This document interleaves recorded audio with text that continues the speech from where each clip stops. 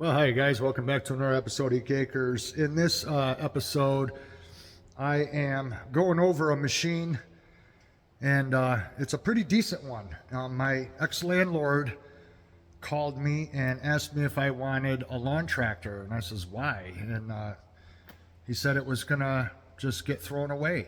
Someone he knew was discarding it. And he says, I know that you're good at getting engines running, so he says, if you want it to work on, I'll give it to you and I'll bring it up with my skid steer. So he brought it up with the skid steer, and here it is, and I'll show you guys. It's a Craftsman tractor, and it is green and white. And this machine doesn't look like it's been used a whole lot. And the reason why I say that is because there's no meter on here for hours. There's no way to tell how many hours this machine has been used. But if you look at the tires, these tires aren't even worn at all. They've got really deep tread on them. And if you look at the foot, right here, the footrest, this rubber isn't all worn or peeling back or all ripped and cracked. And then if you look at the seat has no cracks in it, no rips. The steering wheel isn't cracked or chipped or anything. These are all signs of a machine that's got a lot of hours on it. This one does not, because everything on here is in good shape. It just needs a bath. It just needs to be cleaned. And the thing that I like about these old machines, metal hood. You go to any place like Home Depot or Lowe's or Tractor Supply, and they're going to sell you junk that is all plastic. This has got a 16 horse overhead valve Kohler engine.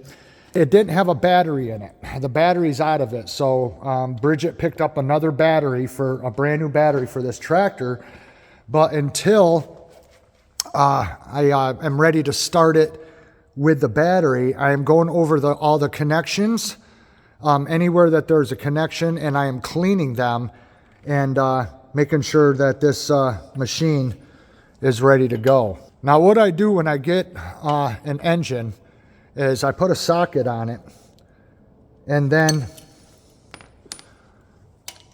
I put a ratchet on it, because I want to know if it's going to turn over. And there you can see it's got compression, so I can turn it over. The engine's not seized. So as long as the engine turns over, you got something to work with. And not always is a seized engine a bad thing, because you can pull the plug and you can put some WD-40 or some thin oil in there and soak it overnight. And sometimes they'll break loose because inside the piston, you'll get this rust ring, and it'll cause the piston to get stuck. And sometimes you just got to carefully work it past that. Then when I spin it over with the key, I'm going to make sure that this starter is engaging the flywheel and that it's doing what it's supposed to. And this is another thing that will be a telltale sign if a machine has a lot of hours on it, because you want to look at the teeth. You want to look at the gears and everything, and you want to see just how much wear and tear is on that. So a lot of times it's the coil pack that goes bad, to where it's not getting spark to the spark plug. Now this engine only has one spark plug.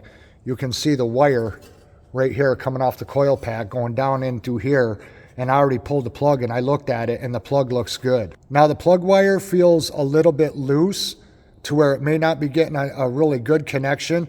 All you do is just take some pliers and you gently squeeze this down, so that way when you go to put it on back on the spark plug, it's a nice solid fit tight. But this one feels a little bit loose. It just doesn't feel like it's grabbing that plug like I want it to. I had the shroud taken off because there was a huge mouse nest in here, but thankfully none of the mice chewed on any of the wiring, any of it, anywhere. So I also undid the gas tank, and I moved that out of the way, so that way I can get down here to where there's a fusible link, and I checked the fuse. It's a 30 amp, and the fuse is good. Checked the wires on the ignition, and everything looks pretty good, so I don't see where the mice did any damage. So after I clean the connections and everything, then I'm going to give the key a twist, and I'm going to see if this machine will bark off. It's a 42-inch cut, does have mulching blades on it. Here's the shroud that they had for closing it off. I would have to either get a chute for it or fabricate one. But yeah, when you look at the seat and the tires and the steering wheel and the overall condition of the body, the paint and everything, I don't think this machine's got a lot of hours on it. My guess is late 90s, early 2000s. I'm going to say early 2000s is what this machine is from. I haven't found a date on it yet, but I'm not done looking. And I get this running, and it'll be a good machine to mow with because I've been mowing with that red mower over there. That's my brush mower and then my rototiller. So it'll be nice to get this thing running and be able to mow with this. It does need a rear tire. This rear tire is shot. It's just completely ripped open. So it will not hold air. But all the other 3 tires hold air. The deck is in good shape. It's just dirty. It needs to be cleaned. It's not rotted through. There's no holes. There's no cracks in it. The tractor's never been bottomed out.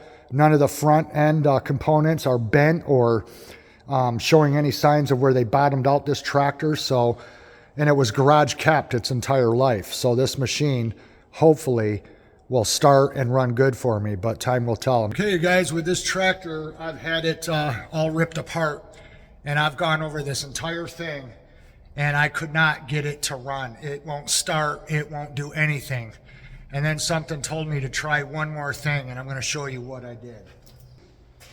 So what I'm going to do is just put a little bit of gas in the carburetor. Just a little bit, not too much.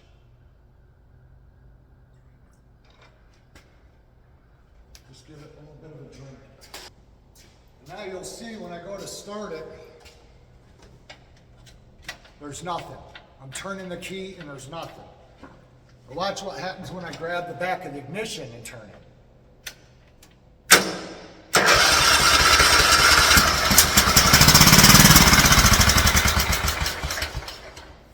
The ignition is faulty. I went over all the wiring, I checked the coil, I checked for spark. And the one thing is, the reason why I'm dumping just a little bit of gas, like a tablespoon of gas right down the throat of the carburetor itself, is because the gas lines, the fuel lines on the bottom of the tank are really, really hard and they're plugged. So I have to take the fuel line off the bottom of the tank, take out the filter and exchange the inline fuel filter and the section of line that goes to the carburetor. But as you can see with holding it, it now turns over. And it will run. It just burned off the gas that it was in it, in the carburetor, that tablespoon of gas, the first time I started it. So this is a running machine. So anytime that you have something that hasn't been run in many, many years, and this machine has not been ran in many, many years or mowed with, this thing is sat in the back corner of a garage down the road, and they were going to throw it away. And it's got a 16-horse Kohler overhead valve engine in it, which is a really good engine. The oil on this thing is absolutely phenomenal. I don't think I've ever seen oil this clean on an engine that's been sitting. Look at that. That is just beautiful, clean oil. So it's got really good oil in it. It's not black, it's not burnt, it's not dirty.